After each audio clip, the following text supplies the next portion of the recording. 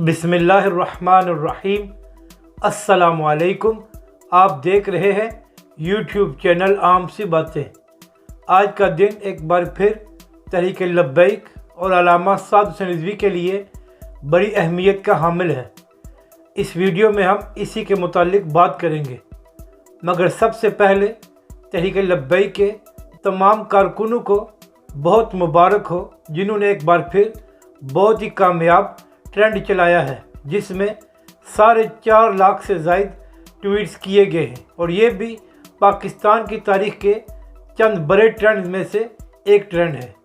अब बात करते हैं अल्लामा साद हुसैन रिज़वी के केस की।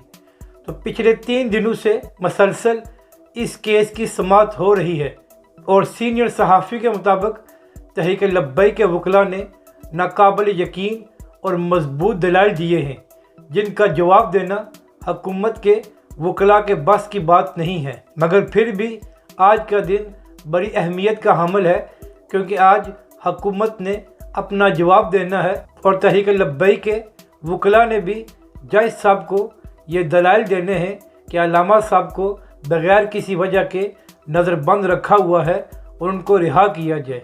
अब सीनियर सहाफ़ी नादिर बलोच साहब के मुताबिक हो सकता है कि आज रिहाई का फ़ैसला ना हो सके, मगर ये कभी इम्कान है कि अल्लामा साद हुसैन रिज़वी को बड़ी जल्दी रिहा कर दिया जाए, क्योंकि हुकूमत की तरफ से केस बहुत कमज़ोर है।